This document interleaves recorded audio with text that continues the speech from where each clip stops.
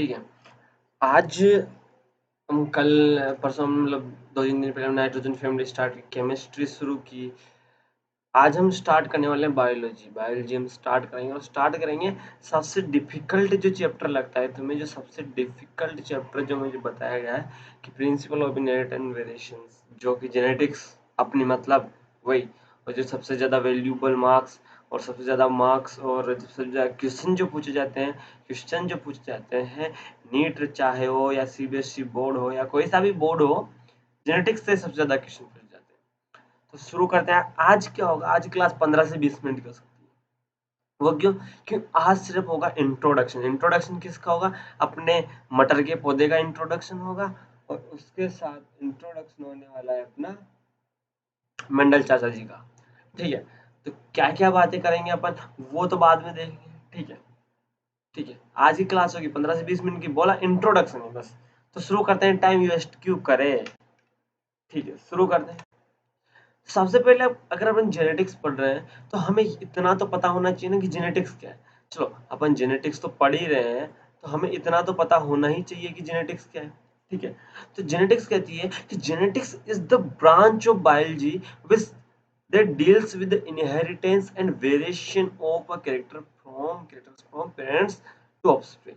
ठीक है। जेनेटिक्स एक बायोलॉजी की ब्रांच है। जैसे अगर हम देखें कि आप साइंस से पढ़ते हो, साइंस वाली कौन सी ब्रांच, आप बायो वाले हो या फिर आप मैथ्स वाले हो। अगर आप आईआईटी करते हो तो आपकी कौन सी ब्रांच है, कौन सी सिविल है, मैकेनिकल है। वैसे ही बायोलॉजी की एक ऐसी ब्रांच, जेनेटिक्स एक बायोलॉजी की एक ऐसी ब्रांच है जैसे इकोलॉजी पे अपने पास एक ब्रांच होगी।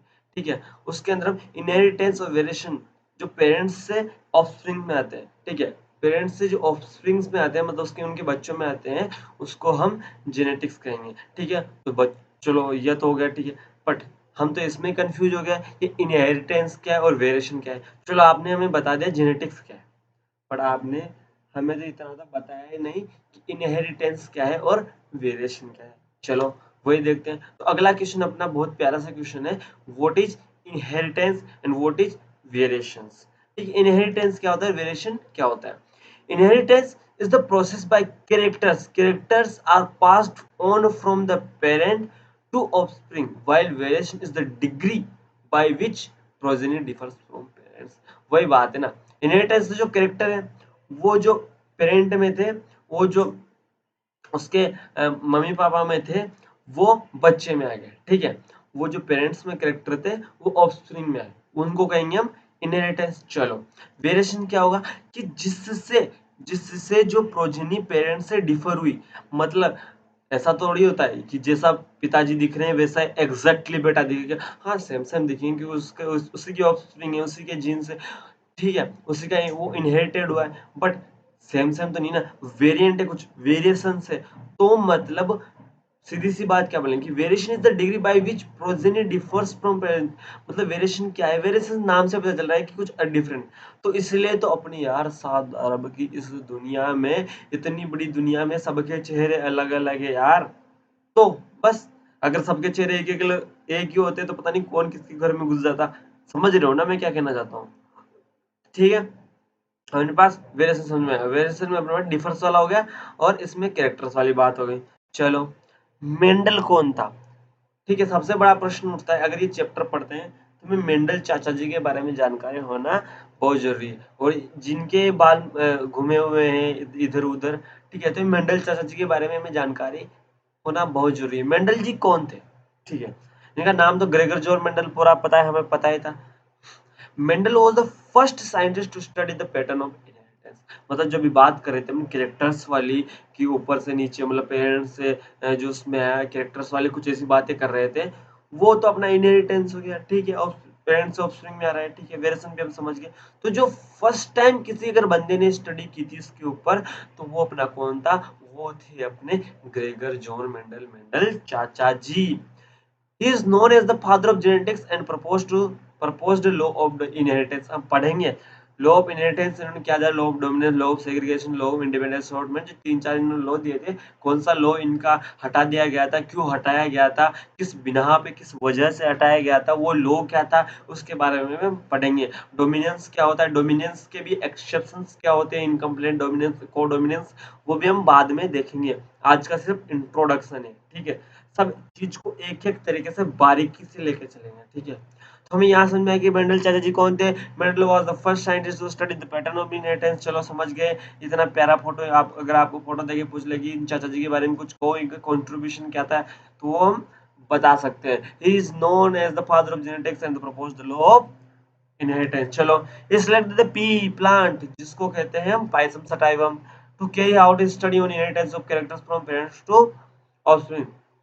ठीक है, उन्होंने पी प्लांट, पौधे का जो प्लांट था, इस चाचा जी ने पी प्लांट था, पौधे का जो प्लांट था उसको, ठीक है, उससे अपनी जो स्टडी सारी स्टडी की, ठीक है।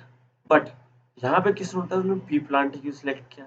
और भी दुनिया में बहुत सारे प्लांट है, जानवर है, जीव है, पर उन्होंने पी प्लांट क्यों सर सिलेक्ट किया, वो भी हम पढ़ेंगे। 5 नंबर का क्वेश्चन है, 3 नंबर का क्वेश्चन, और नहीं तो नीट में एक 4 नंबर का क्वेश्चन इजी वे में पूछा जा सकता है, ठीक है। और क्या जानते हैं, on February 8, 1865, Mendel presented his work to Bern Society for Natural Science. इस paper experiment on plant hybridization, अगर पूछ ले कि कौन से पेपर के ऊपर उसने किया था, मतलब उसमें लिखा था, तो होता एक्सपेरिमेंट ऑन प्लांट हाइब्रिडाइजेशन, ठीक है। 8 फरवरी, डेट इतना इंपॉर्टेंट नहीं, ईयर इंपॉर्टेंट कह सकते हैं, बट डेट इतना इंपॉर्टेंट नहीं है, फिर भी मैंने लिख दिया, चलो ठीक है। तो मेंडल चाचा जी के बारे में पता चला कि ये फर्स्ट साइंटिस्ट इन्होंने स्टडी की थी। उसके बाद हमें पता चला कि इन्होंने लॉ ऑफ इनहेरिटेंस के बारे में बताया, और लॉ ऑफ इनहेरिटेंस में पता ही है, इन्होंने मटर का पौधा लिया था अपनी जो स्टडी करने के लिए, और इन्होंने ये कार्य भी किया था, ठीक है।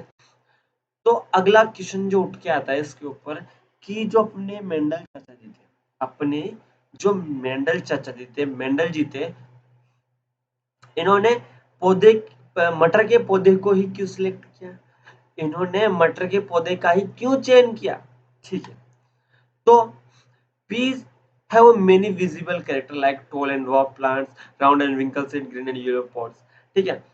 क्योंकि उन्होंने 7 कैरेक्टर स्टडी किए थे एक प्लांट, पी प्लांट के, ठीक है। तो उसके विजिबल है ना, ऊपर से देख सकते हैं कि वो बड़ा है छोटा है, देख सकते हैं। उसके जो बीज है राउंड है या रिंकल्ड है, और उसके जो पोड्स है ग्रीन है येलो, ये देख सकता था इजीली, ठीक। और भी कुछ देख सकता था। P have bisexual flowers, therefore they undergo natural self pollination, thus P plants produce offspring with same traits generation after generation. बहुत ही वैल्यूएबल चीज है, बहुत ही ज्यादा वैल्यूएबल चीज है कि वो बाइसेक्सुअल, तो सेल्फ पोलिनेशन कर सकता है ना, वो मटर का जो पौधा है सेल्फ पोलिनेशन कर सकता है, तो जो ऑफस्प्रिंग प्रोड्यूस होगी वो जनरेशन आपसे जनरेशन सेम ट्रेड्स रहने वाले हैं, तो वहां से इजीली कर सकता है। In pea plant cross pollination can be easily achieved by emasculation. Emasculation हमें पता है बेगिंग वाला वगैरह वगैरह की, उसको मतलब अपन रिप्रोडक्शन इन फ्लावरिंग प्लांट्स में पढ़ा था कि इमेस्कुलेशन क्या होता है, कि वहां से कुछ बेगिंग कर देंगे हमें कुछ, मतलब एक प्रकार से उन्होंने क्रॉस पोलिनेशन कराना भी इजीली तरीके से कर सकते हैं, ठीक है। इमेस्कुलेशन में अपने को पता है क्या होता है कि अगर इसका स्टेम स्टेम निकाल देंगे और पिस्टल वही का वही रहेगा, तो दूसरे स्टेम के साथ उसको पोलिनेट करा देंगे, वही कंडीशन थी, ठीक है। और पी प्लांट की शॉर्ट लाइफ स्पेन है, एक ये भी रीजन हो गया, ठीक है। शॉर्ट लाइफ स्पेन होने का क्या फायदा यार, शॉर्ट, अब यार मैं मान लू एक कुत्ते के ऊपर स्टडी करता हूँ सपोज, चलो कुत्ते को छोड़ो, ठीक है, एक मैं कौवे के ऊपर, एक क्रो के ऊपर स्टडी करता हूँ, तो उसका 15 साल का तो जीवन है। अगर मैं 7 स्टडी करूंगा, ठीक है, तो 15 सत्ते मान लो कितने हो गए, 100 प्लस हो गए यार। मेंडल भी जिया होगा इतना, वही सोचो। अब पी प्लांट कितना यार, थोड़ी सी तो लाइफ स्पेन है, वो अपने अपने पूरे जीवन काल में कितनी ही बार, कितने ही मटर के पौधों को उगा कर स्टडी करके फिर वापस उगा के कितना कर सकता है यार, वही ना। लाइफ स्पेन मतलब नेचुरल डेथ वाली कंडीशन बोल रहा हूँ, ठीक है। बहुत बढ़िया। दे प्रोड्यूस लार्ज, बहुत सारे सीड एक साथ वन जनरेशन निकालते, ओके। इन हाउ मेनी, अब जो अब मेंडल भैया थे, ये चीजें देखी हमने कि उसके विजिबल थे, ओके। सेल्फ पोलिनेट करा सकता था, ओके, ताकि जो सेम ट्रेड रहेगा, ओके। एमेस्कुलेशन जो क्रॉस पोलिनेशन भी कर सकता है कि ताकि ने अगर नई चीजें उसको लानी हो, ठीक है। शॉर्ट लाइफ स्पैन भी बहुत मतलब वैल्यूएबल पॉइंट है। और लार्ज अमाउंट में अगर सीड प्रोड्यूस करेगा तो एक दो खराब भी हो जाएंगे, चलो ठीक है, चल पड़ेगा। In how many stages Mendel perform this experiment, ठीक है। अब उसने हमें पता चल गया, हमें पता चला, अब तक हमें क्या पता चला, इंट्रोडक्शन में हम देख रहे हैं, अब तक क्या पता चला, इनहेरिटेंस क्या होता है, जेनेटिक्स क्या होता है, उसके बाद देखा इनहेरिटेंस क्या होता है, वेरिएशंस क्या होते हैं, मेंडल चाचा जी कौन थे, ठीक है, कौन सा पौधा उन्होंने क्यों लिया था, वो पौधा ही उन्होंने क्यों लिया था, ठीक है, देखा। अब हम देखेंगे उन्होंने कितने स्टेजेस में ये एक्सपेरिमेंट पूरा किया था, जो ये एक्सपेरिमेंट कर रहे थे कितने स्टेज में उन्होंने कंप्लीट किया था। तो हमें पता है 3 स्टेजेस थी। अब 3 स्टेजेस कौन-कौन सी थी? पहली स्टेज थी, उसकी पहला स्टेप या स्टेज कहेंगे selection of pure and true breeding parents. मतलब उन्होंने क्या किया, बहुत अच्छे-अच्छे क्वांटिटी वाले, उन्होंने मतलब अच्छे-अच्छे क्वांटिटी क्वालिटी वाले प्योर और ट्रू ब्रीडिंग वाले पेरेंट्स को सिलेक्ट किया है, ठीक है। उसके बाद उनको हाइब्रिडाइज कर दिया, ठीक है। और कुछ फर्स्ट जनरेशन, हम पूरा जो है पनेट स्क्वायर बाद में देखेंगे इस चीज का नेक्स्ट क्लास में, बट अभी इतना देख लो। तो उन्होंने क्या ऑब्टेनिंग फर्स्ट F1 जनरेशन, उसके बाद क्या किया, तो self pollination to hybrid to get generation like F2 and F3 and so on, ठीक है। फिर जो नया चीज मिले हाइब्रिडाइज, फिर उनको सेल्फ पॉलिनेट किया, ऐसे कर करके उन्होंने बेटर से बेटर क्वालिटी निकालने लगे, ठीक है। बेटर से बेटर क्वालिटी वो निकाल रहे थे और वो देखना चाहते अपने एक्सपेरिमेंट को पूरा कर रहे थे, ताकि वो देखना चाहते हैं कि वो जो पेरेंट्स में चीज थी ऑफस्प्रिंग में आ रही है या नहीं आ रही है, ठीक है। Clear my point. चलो, तो मेंडल भाई आते, उन्होंने इन इन चीजों के ऊपर स्टडी की, ठीक है। वो स्टेम हाइट था, ओके। उन्होंने बहुत ही शानदार तरीके से ये चीजें देखी, ठीक है, कि उस स्टेम हाइट हो गई अपनी, स्टेम हाइट देखी, टॉल एंड ड्रप हम देख सकते हैं, फ्लोर कलर को देखा, उसके फ्लोर पोजीशन को देखा, पोड शेप को देखा, पोड कलर को देखा, सीड शेप को देखा और सीड कलर को देखा, ठीक है।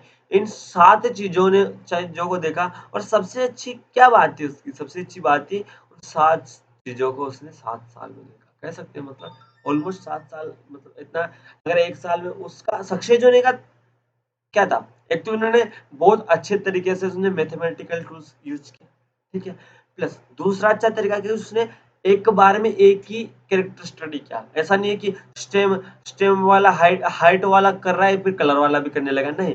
उसने एक साल में कहूंगा या फिर एक बार में एक ही कैरेक्टर स्टडी किया, ठीक है। वो नहीं हुआ, चलो।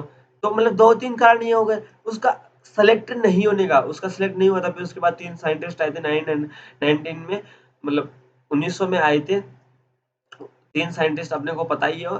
तो उन आगे बात करेंगे इसके बारे में हालांकि। तो उन्होंने क्या था, उस टाइम सिलेक्ट क्यों नहीं होता, क्योंकि उस टाइम इतना मैथमेटिक्स बायो में इन्वॉल्व नहीं करते थे। उन्होंने थोड़ा मतलब मैथमेटिक्स इन्वॉल्व की थी अपनी जो इस स्टडी में मैथमेटिकल टूल, तो वहां पे उनको थोड़ा हापू हुचको लगा, तो वो नहीं कर पाए, ठीक है। तो अपने पास अगर क्वेश्चन आए, Mendel selected P as material his experiment because, बताइए जल्दी से।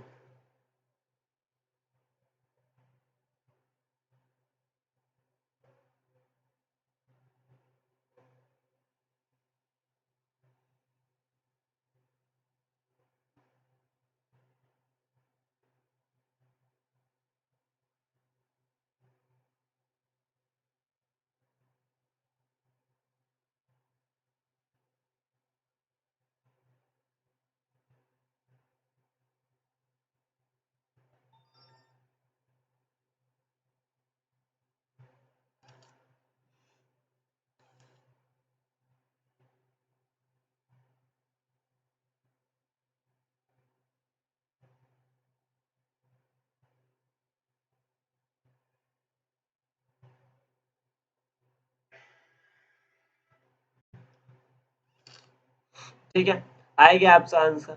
ऑल ऑफ दिस हमें पता है ना, सब चीजें देखी ही हमने। क्या क्या देखा है, हाइब्रिडाइजेशन क्रॉसिंग पीजी, ठीक है। बाइसेक्सुअल फ्लावर होते हैं, number of well defined contracted characters होते हैं, विजिबल वाई कंडीशन देखी, सेल्फ फर्टिलाइजेशन हमें पता ही है, शॉर्ट लाइफ स्पैन पता है, ये चीजें हमने देख चुके हैं यार, उसमें क्या है। चलो, अगला question, last question. Which one from those given below is the period for Mendel's hybridization experiment? बताइए जल्दी से।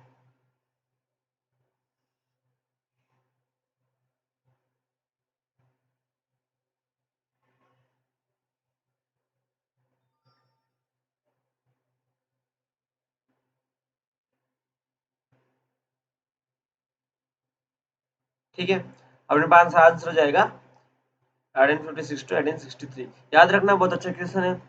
ठीक है, तो आज के लिए इतना इंट्रोडक्शन था यार, ऐसा नहीं कि इतनी जल्दी क्लास खत्म हो गई, जल्दी वाली बात नहीं है, इंट्रोडक्शन था तो कोई दिक्कत वाली बात नहीं है। आज सिर्फ इंट्रोडक्शन, आगे वाली क्लासेस बड़ी बड़ी होने वाली है, एक एक डेढ़ डेढ़ घंटे की भी हो सकती है, तो अच्छे से रहना, बढ़िया से रहना। आज की शॉर्ट क्लास थी, चलो फिर करते हैं इसके ऊपर एक लाइव क्विज, तब तक के लिए अलविदा, धन्यवाद।